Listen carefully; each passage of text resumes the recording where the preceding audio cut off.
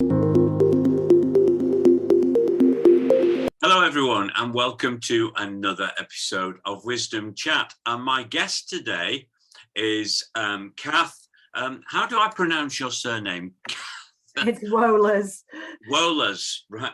And you're the liaison manager with the illegal money lending team in England, aren't you? I certainly am.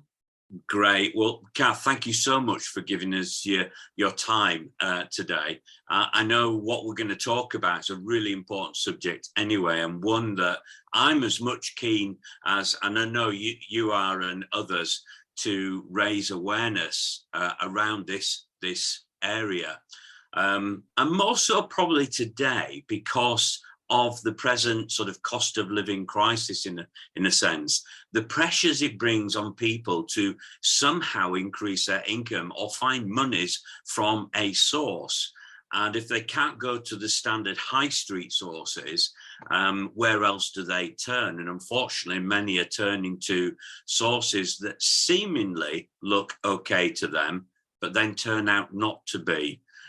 Kath, just tell us a little bit about your role, but also, what you're seeing happening as part of the illegal money lending team. Certainly. So I am, as you quite rightly say, liaison manager with the team. I've got a team of 20 staff all over the country, and we do the non-investigation side of the work of the illegal money lending team. So the team as a whole looks to prosecute loan sharks. That's our remit. And my bit of the team, if you like, we do the victim support and witness support. We look after people, basically.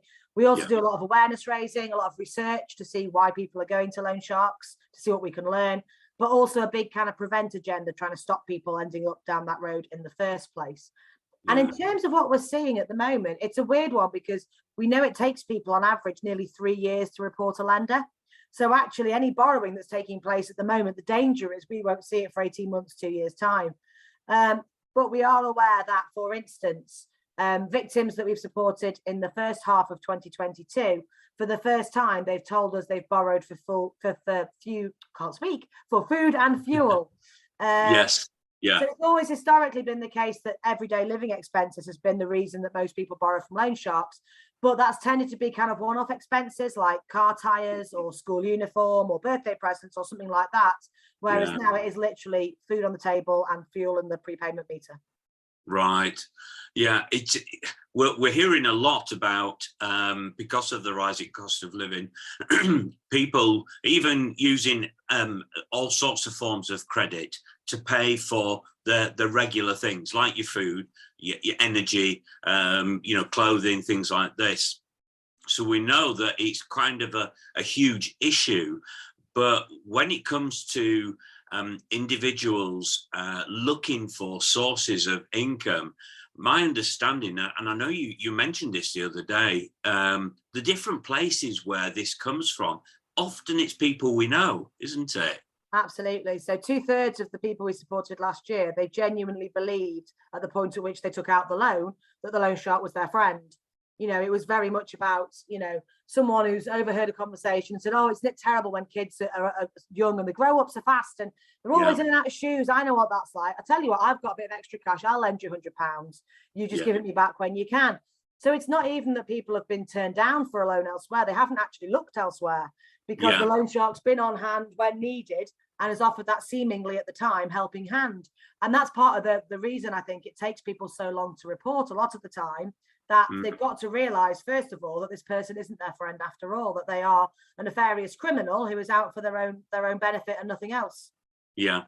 Do you think these people actually set out this way? They see an opportunity, probably more so today, and want to take advantage? I mean, what kind of things are they looking for that gives them that advantage? I think the big thing, the way that loan sharks grow their business is like any other business. They start small and they build up.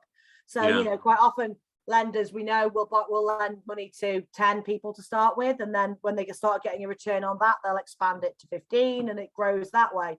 We do know some loan sharks will launder money from other criminality through illegal lending. So maybe from drugs money or other organised crime money as well. And in terms of what they look for, I think it's any vulnerability, and that could be a financial vulnerability. It could be maybe someone who believes they wouldn't get credit from elsewhere or who thinks it's not for the likes of me. It could just be someone who's desperate at that moment in time. Or it could be something, like a disability or something else that they think makes this individual particularly vulnerable. But actually, loan sharks don't care who they lend to, because the thing that they will do is lend you the money and then make sure they are your priority debt. So whereas if you're a credit union or a high street lender or anybody else, if you're lending money, you have to make sure that person can afford to repay it. That's a big criteria. Loan sharks don't care, because they'll say, yeah, absolutely, I'll lend you £1,000. You pay me back £100 a month. And if you don't pay your rent or your mortgage or your council tax result, I don't care, because I'm not an ethical lender. I'm not abiding by the rules. I'm not authorized. So as long as I can make sure that I get my money back, I don't care what situation that leaves you in. Yeah. And also the ways in which they ensure they get their money back is quite, well, it's heartbreaking, really, when you hear the stories. Yeah, and I think, loan sharks have massive impact on people's lives. And, there's the two big ones are the financial impact of, like I say, pay me, don't pay everything else. And because they demand extortionate amounts of money back, it leaves people with nothing for anything else. So they may end up in an awful lot of legitimate credit, trying to buy their way out of the loan shark. But also, numerous victims have told us over the years that they've lived off cornflakes for the month, because that's all they could afford, like those sorts of stories. But I think the impact they have as well is it's on people's mental health. They isolate people, they cut them off from their family, their friends. They make them feel like somehow they deserve this thing that's happening to them. We get people saying, well, I took out the money, I took the loan, it's my fault, I did it, Whereas if you were burgled, you would never think you were to blame for that, because that's a criminal act that has been done to you. Well, this is the same. It's a criminal act that's done to you. But loan sharks are so clever and manipulative, and they use kind of coercive control mechanisms to make sure that people believe somehow they're culpable for this. And I think as well, we do see loan sharks who will threaten people with violence or threaten them, with really high-end stuff. But the vast majority of loan sharks, it's much subtler than that. It's what I could do if I wanted to. It's, things like turning up outside someone's house, and in a couple of years ago now, because we don't really have them anymore, but cutting the internet cables to their house, or cutting the phone cables to their house so they can't call out. One guy I remember turned up at school and picked up this lady's 2 teenage daughters because she'd said, I've paid you enough now. And he walked them home, nice as pie to them, but she's washing up and she looks out the window and her 2 teenage daughters are stood at the end of the drive with this loan shark who was an ex-boxing champion, and she carried on paying him for the next 3 years, as she would. Didn't say anything to the kids, didn't say anything to her, didn't have to. It was an implication. I can get to you if I want to. And that's the way they tend to work. There'll be a big thing about, you won't know when I'm coming for you. And how chilling's that? It's not, I'm coming on Friday at 2 and you can worry about Friday at 2. It's, you won't know when I'm coming for you. And every knock on the door, every text message to your phone, every person who you think might be following you down the street, you think it's a loan shark. And that's how it has such an impact, and that's how it wears people down. That must be harrowing for some people. And what's interesting is I've talked with people. I remember I used to work with a local church and and we had like a kids club. I mean, telling you this about this the other day, but I used to go and visit with colleagues, families on a particular estate where we were working, and I happened to notice on a regular basis a vehicle just slowly moving around the estate with blackened windows. And I happened to say to somebody one day, who is that person? And they said, oh yeah, that's the money lender that they're coming to collect. Don't have anything to do with them. And it's interesting, when I talk with different people, it's their understanding of what they think these type of people are.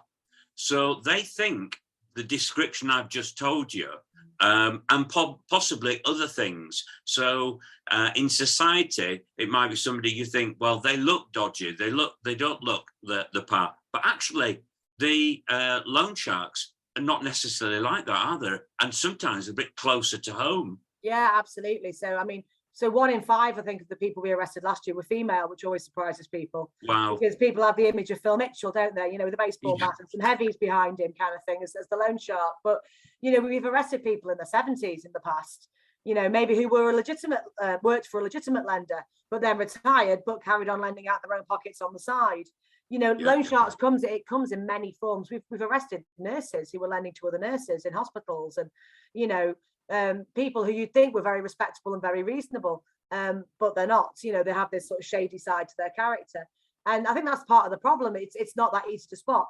So hence the vast majority of people think they're borrowing from a friend. I think there are some people who will go out looking for a loan shark because that's what they think they can get. So we do see it sometimes on like Gumtree or Craigslist or something online, where people will actually say, I'm looking for a loan shark in Liverpool or Sunderland or somewhere. And that's really terrifying to me, that you think that's an sort of almost legitimate source of credit for yourself. That's your only option.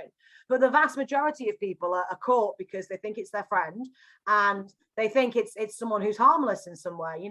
They're very charismatic people quite often until you cross them. So I think that's part of the problem as well, how people think I got myself into this, I got duped. But actually that's because it's a con man trick. It's someone who gains your confidence in that way, and someone who pretends to be helping you out when you're vulnerable. Yeah. Do you think there's a lot to do with sort of education around money and sort of lending or borrowing? I know for one, we're told there's financial education in schools, but actually most of us will actually recognize, well, that's not really the case. And we're seeing our next generations leaving education with very little in the way of life skills in terms of how to appropriately handle money. And then, simple things like, somebody once said to me, I don't do budgeting because it doesn't suit me. We're not talking a fashion item here, but it just really highlights to you perhaps people's mindsets and understanding of things because they've not been educated. So would you say that's part of it? But definitely. What else do you see in this as well? I think that's absolutely part of it. I mean, we've actually developed education packs which were free for schools to use around money. Wow.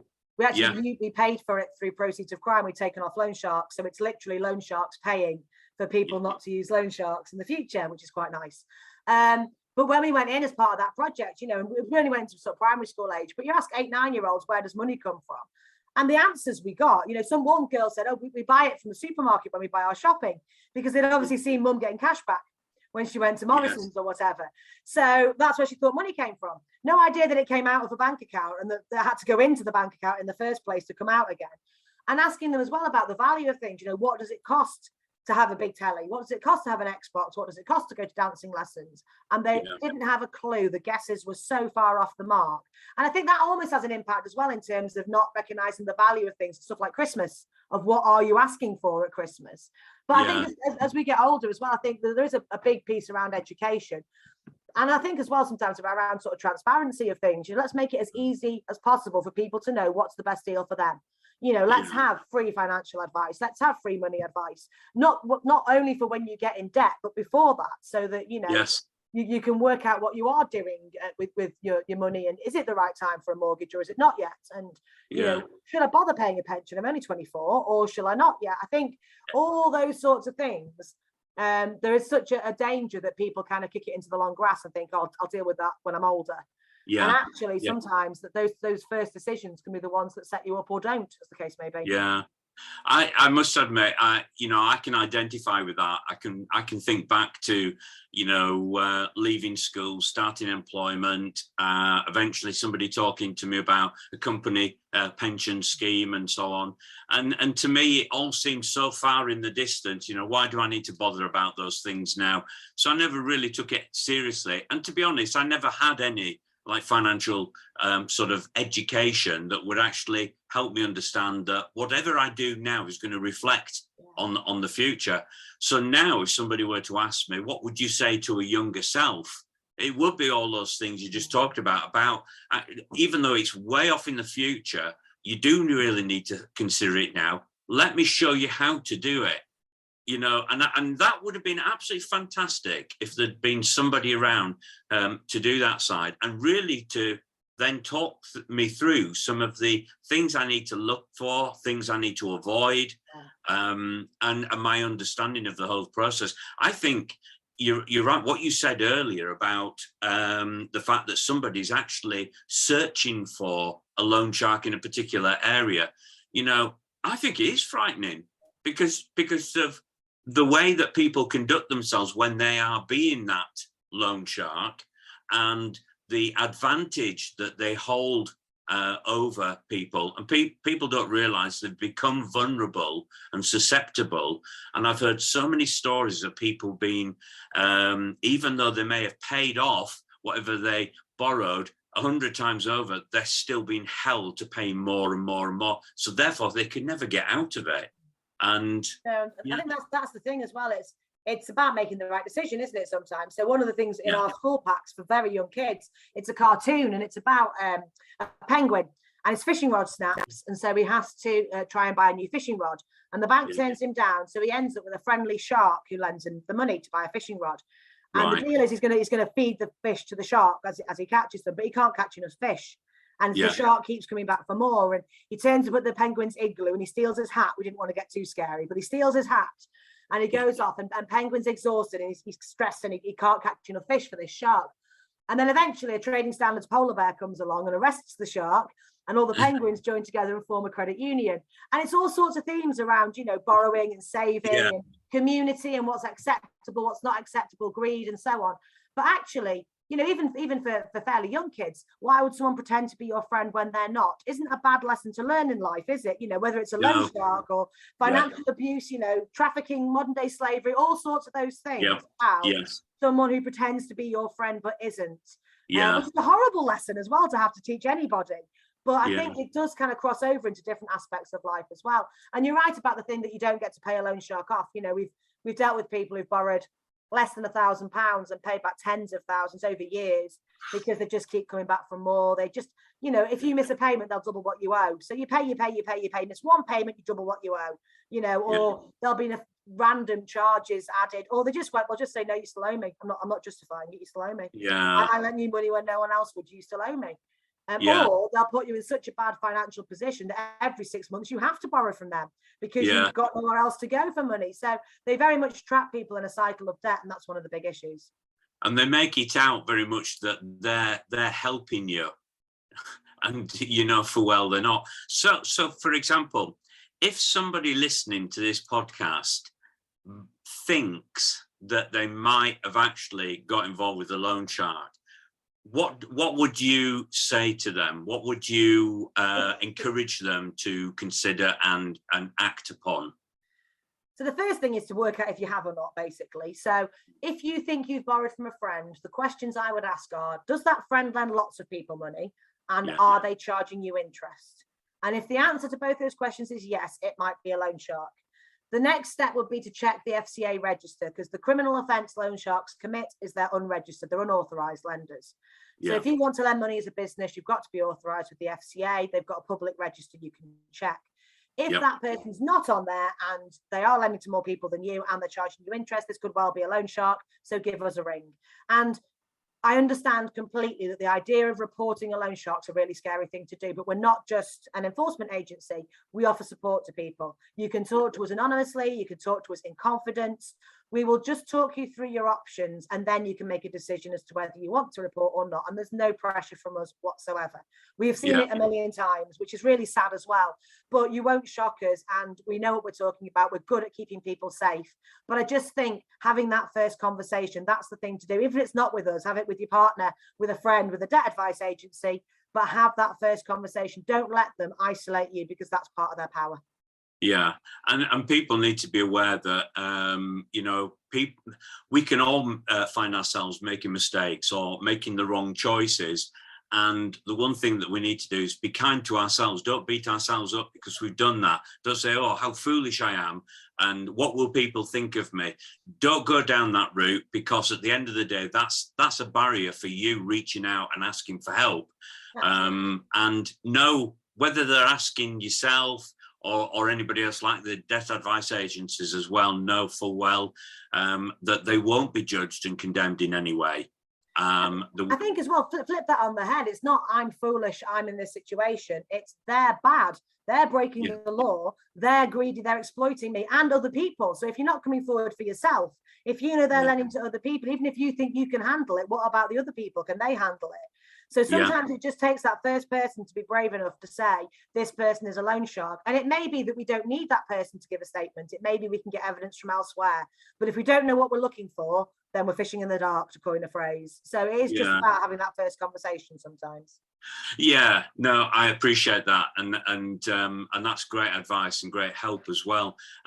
For anybody listening to the podcast, the FCA is a financial conduct authority, and the Financial Services Register. You can simply Google it or go on to the Financial Conduct Authority's website and actually search within the website, and it will give you the register, and it will tell you who's registered, who's authorized, and what they're authorized to do.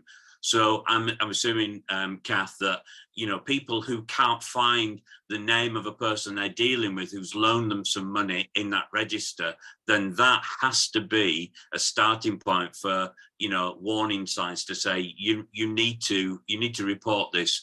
And also, I know for some people they may feel for themselves afraid, frightened, they're fearful, because we know that some have been violent and done all sorts of things, but as an organization, as a body yourselves, you'll even deal with that part, won't you? Yeah, absolutely. So but going back to the FCA register as well, if you can't navigate it, because it's not the easiest thing in the world to get around sometimes. No. If you give us a ring, we don't mind looking it up for you with you. That's not a problem either. So if anyone's just like that I don't understand, that's fine. Give us a bell and we will help you do that. That's not a problem at all. And I think you're absolutely right. It can be a very scary thing to do, but we do a risk assessment and a needs assessment of every single person we support, and that looks at them as an individual. So we look at the loan shark, the impact they have. We'll look at their health, their housing needs, their financial situation. Is there a CCJ coming or an eviction notice coming because they've been paying the loan shark? What can we do to help that? We'll look at the whole thing. And if they don't want a lot of contact from us, that's fine. If someone needs a phone call every day to start with to say, are you okay? We'll do that as well. And I'd say, I've been doing this job for 14 years and we've not had anything bad happen to anybody who has reported a loan shark. Bad things happen when people don't report loan sharks. Yeah. Not when they do. The worst repercussions we've ever had was a lady in Yorkshire, and she saw the loan shark after he'd been arrested, and he shouted at her across the road. And she reported that to us, and he was remanded into custody because part of his bail conditions were you don't talk to your victims, you don't talk to your borrowers.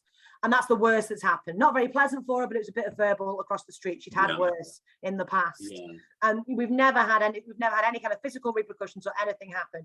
We're good at what we do. If we think a prosecution or an arrest is going to put you in jeopardy, we won't do it. Yeah. No, that's great to know. And the other thing I was going to ask you, Kath, is obviously these experiences for some people can be quite traumatic. And if that's really affected them and they need that sort of ongoing support, is that something that you provide, or do you work with others to help support those individuals? So kind of a bit of both. If it's the listening ear and information on what happens next and that sort of support, we do that in-house, that's fine. My team, I've got sort of safeguarding professionals, counsellors, debt advisors, housing officers. We're not enforcement staff at all, but we have also referred externally to counselling and things like victim support too. Yeah. Right. Well, thank you so much, Kath. I'm just conscious that time's passed us by, but if I can just say this one thing, correct me if I'm wrong in saying this. The assumption can be sometimes that it's people who are at the lower income end or on benefits that are mainly the victims of this. But actually, anybody couldn't they? Absolutely. Anyone could be a loan shark, but also anyone could be a victim. I've supported people who've earned over £50,000, but have been cash poor for, had a cash flow business or something, like a cash flow problem, or something like that. We've supported people who when you looked at them, they're much more like the Phil Mitchell caricature I described before, but have been victims of loan shark, just as likely to be men as women. And we've supported people between the ages of 18 and 82. It can literally happen to anybody. And like I say, there is no shame in it. It's no different from being the victim of any other crime. Someone else is the bad guy here, not you. Yeah, definitely, definitely. And I think it's very much akin to as well things like fraud and scams that people, you know, have been on the increase now, and people can easily be subjected to. And people, even like ourselves, who know what we're about, you know, can find ourselves accidentally, you know, connecting with something that actually is a scam, and we've not realised. So anybody listening to this podcast, just be encouraged, and don't have a downer on yourself in a sense. But if you need to, reach out and ask for help. And Kath, I was going to ask you, as people do, where are they going to reach out to? How would they get hold of you? So we have a website, which is stoploansharks.co.uk. That has got lots of information about us, what we do, how you can report a loan shark, latest arrests as well, and things like that. And we've also run a load of community projects which are on there. So we've got murals and podcasts and all sorts of different things on there. On the website, between 9 and 5, Monday to Friday, is live chat. So we get about 10% of people now who'd rather not speak to us on the phone. They'd much rather type. So we've got a live chat on the website on sort of normal working hours. But we've got a 24-hour, 7-day-a-week hotline, which is 0300 555 2222. And calls are not recorded. You can ring us anonymously. We can't take note of your number. It doesn't come through to us that way. So, you know, have confidence that, you know, it's completely anonymous. And that's probably the first port of call for the majority of people. That's fantastic, and as well, because of some of the community work you do in terms of you know, passing on the information, doing presentations and things like that. You could do that in schools, in community groups, wherever people feel that you know, I've got a group of people, and it'd be really great to hear about the work that you're doing. Absolutely. Part of the problem about loan sharks is people don't talk about them, and that gives them power. Yeah. You know, so the more we can talk about them, the more we can demystify them, the more people are aware of them, the less likely they are to be successful. So it all helps. But absolutely, you know, we do training sessions, we'll come out to community meetings, we'll do it online, face to face, whatever people want, and nothing we do has a cost attached to it. We are paid for elsewhere, so there's no cost at all. It's all free of charge. Brilliant. Kath, thank you so much for your time. Really do appreciate it. It's been very interesting listening to you, and I know this is a really huge topic, you know, even at this present time, but has been for many years. So thank you very much for giving us your time and sharing what you've shared, and all the best going forward. Thanks for having us. It's a pleasure. Take care. And you.